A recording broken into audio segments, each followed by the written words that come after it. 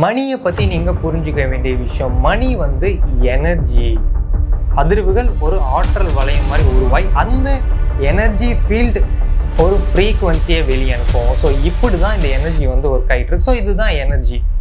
நம்மளுடைய இந்த எனர்ஜி, நம்மளுடைய அதிர்வுகளை ஆற்றலை மாற்றிட்டாலே போதும், வாழ்க்கையை ஈஸியாக மாற்றிடலாம். அதில் மணியை ஈஸியாக மேனிஃபெஸ்ட் பண்ணிடலாம். இதை ஃபர்ஸ்ட் ஸ்டெப். அது எனக்கு வந்து ரொம்ப கஷ்டப்பட்டால் தான் எனக்கு பணம் கிடைக்கும் அப்படின்றது நம்பிக்கை இருந்ததுன்னா அதுக்கு ஆப்போசிட்டாக எனக்கு ஈஸியாகவே பணம் கிடைக்கும். இவ்வளோ தான் affirmation. Law of attraction use பண்ணி பணத்தை மேனிஃபெஸ்ட் பண்ண முடியுமா? ஐயா, நிறைய பேர் மணியை மேனிஃபெஸ்ட் பண்ணியிருக்காங்க, அதுவும் ஈர்ப்பு விதியை யூஸ் பண்ணி.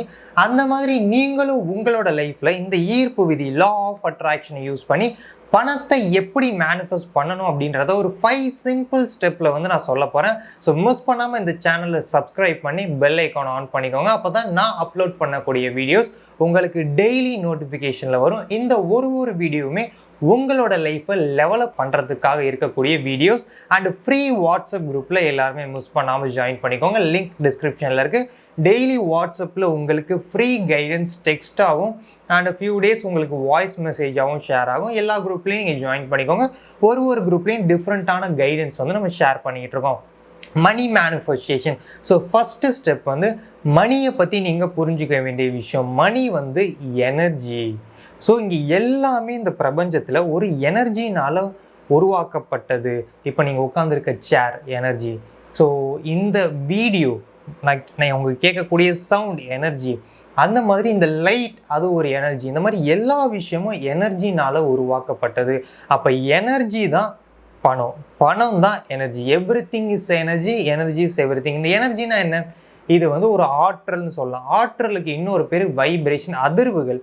ஸோ வைப்ரேஷனும் ஒன்று தான், எனர்ஜியும் ஒன்று தான், ஃப்ரீக்குவன்சியும் ஒன்று தான். நம்ம ஒரு இடத்துக்கு தகுந்த மாதிரியான பேருகளை நம்ம யூஸ் பண்ணிக்குவோம். ஒரு ஆற்றல் தான், ஒரு அதிர்வுகள் தான் ஆற்றலாக மாறுது, ஒரு எனர்ஜி ஃபீல்டாக மாறுது. வைப்ரேஷன் ஒரு எனர்ஜி ஃபீல்டாக மாறி அது ஒரு வளையம் மாதிரி, ஒரு ஆற்றல் வந்து ஒரு வளையம் மாதிரி, அதிர்வுகள் ஒரு ஆற்றல் வளையம் மாதிரி உருவாய் அந்த எனர்ஜி ஃபீல்டு ஒரு ஃப்ரீக்குவன்சியை வெளியே அனுப்பும். ஸோ இப்படி தான் இந்த எனர்ஜி வந்து ஒரு கைட்டு. ஸோ இதுதான் எனர்ஜி. அப்போது மணி வந்து எனர்ஜி. ஸோ அந்த வைப்ரேஷன் எனர்ஜி ஃபீல்டாக மாறி அந்த எனர்ஜி ஃபீல்டு ஒரு ஃப்ரீக்குவன்சியாக மாதிரி பிரபஞ்சத்துக்கு அது போயிட்டு அது ரிட்டன் நம்மளோட லைஃப்பில் நடக்குது. ஸோ இதுதான் இந்த வைப்ரேஷன் எனர்ஜி. ஸோ எல்லாமே அப்போ இது எல்லாத்துக்குமே ஒரே அர்த்தம் தான். அப்போ இந்த பணம் அப்படின்றது வைப்ரேஷன்.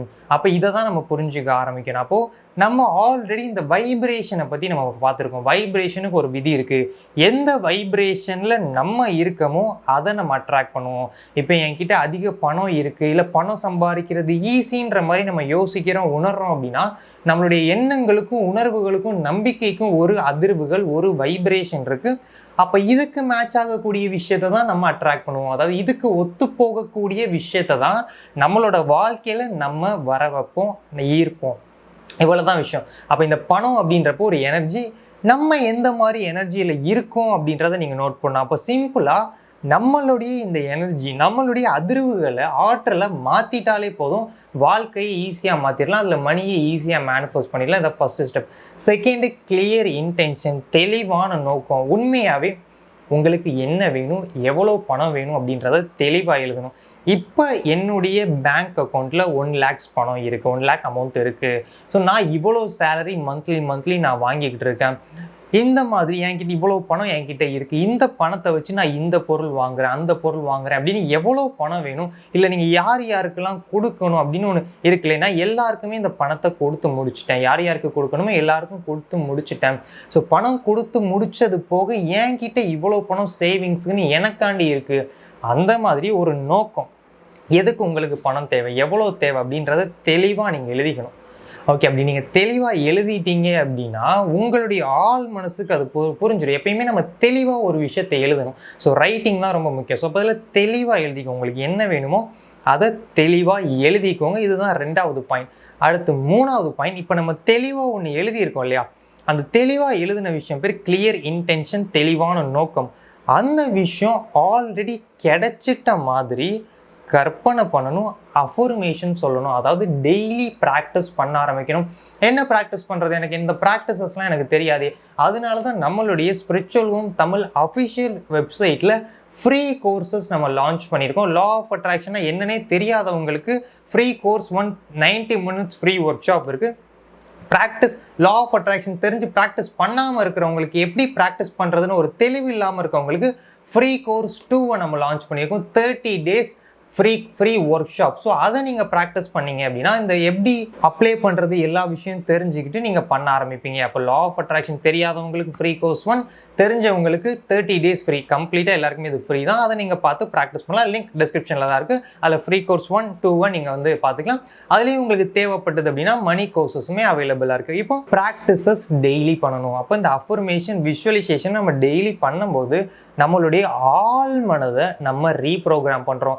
இந்த ஆள் மனதை நம்ம மாற்றிட்டோன்னா நம்மளுடைய வாழ்க்கை மாறிடும். இப்போ இந்த ஆள் மனதை மாற்றுறதுக்கான பயிற்சி இதை எவ்வளோ நாள் பண்ணணும்? 22லேருந்து 66 நாள் பண்ணும்போது நம்மளோட ஆள் மனது மாறும். அப்போ அதுக்குள்ளே என்னோட மேனிஃபெஸ்டேஷன் நடந்துருமா?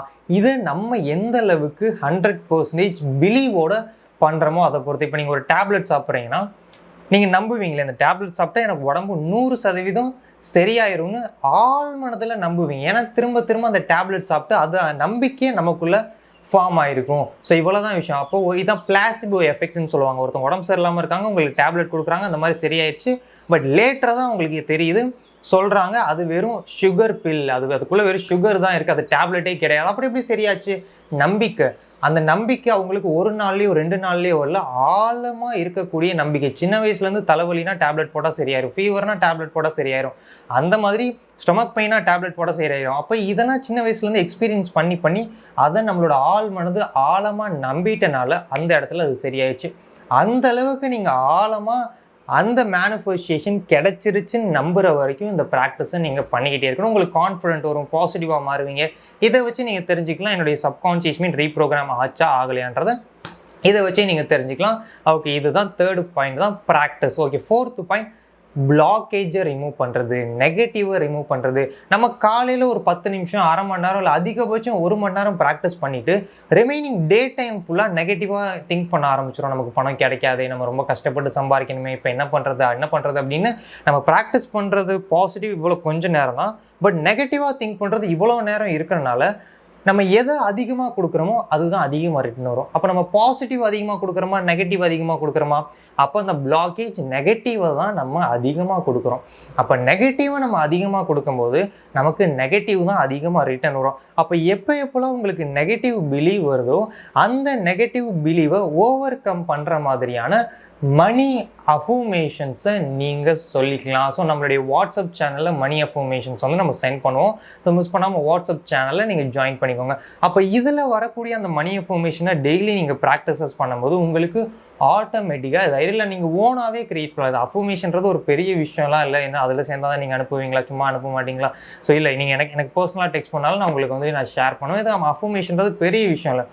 என்னால் பணம் சம்பாதிக்கிறது கஷ்டம் அப்படின்னு ஒரு தாட் வருதுன்னா என்னால் ஈஸியாக பணம் சம்பாதிக்க முடியும், இதுதான் அஃபர்மேஷன். பாசிட்டிவான வேர்ட்ஸ் தான் அஃபர்மேஷன்.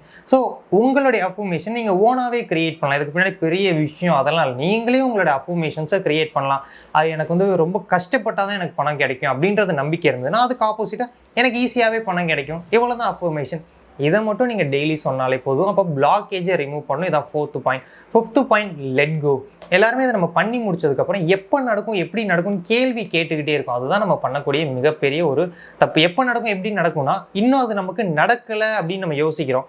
அப்போ நம்ம என்ன யோசிக்கிறோமோ அந்த வைப்ரேஷன், அந்த அதிர்வாக மாறுறோம். அப்போ நடக்கலைன்றதை பிரபஞ்சத்துக்கு அனுப்புகிறோம், அது நமக்கு ரிட்டன் நடக்கலைன்றதை தான் கொடுக்கும். அப்போ அது ஆல்ரெடி நடந்துருச்சுன்னு நம்பி இப்போ எனக்கு என்ன வேலை இருக்கோ அதை கவனித்து ப்ரெசன்ட் மொமெண்ட்டில் நம்ம லிவ் பண்ண ஆரம்பிக்கணும். இங்கே என்ன நான் பார்க்குறேன், இங்கே என்ன நான் கேட்குறேன். ஸோ இப்போ இந்த செகண்ட் நமக்கு யாருக்குமே ப்ராப்ளம் இல்லை. நம்ம நாளைக்கு என்ன நடக்க போகுது, அடுத்த வாரம் என்ன நடக்க போகுது அப்படின்னு யோசிச்சு தான் நெகட்டிவாக ஃபீல் பண்ணி இந்த வைப்ரேஷன் யூனிவர்ஸுக்கு போய் ரிட்டன் நமக்கு அஃபெக்ட் ஆகுது. அப்போ நம்ம பண்ண வேண்டிய வேலை ப்ரெசன்ட் மொமெண்ட்டில் லிவ் பண்ணணும். இதுதான் 5வது பாயிண்ட். எப்போ நடக்கும், எப்படி நடக்கும்ன்ற கொஸ்டினை கேட்காம ட்ரஸ்ட்டோட நம்ம இந்த ப்ராக்டிஸை நம்ம பண்ண ஆரம்பிக்கணும். இதை நீங்கள் பண்ணாலே ஈஸியாக உங்களால் மணியை மேனிஃபெஸ்ட் பண்ண முடியும். நம்மளுடைய வெப்சைட்லேயே மணி மேனிஃபெஸ்ட் பண்ணவங்க ரிவ்யூஸ் கொடுத்துருக்காங்க, லைஃப் சேஞ்ச் ஆனவங்க ரிவ்யூஸ் கொடுத்துருக்காங்க.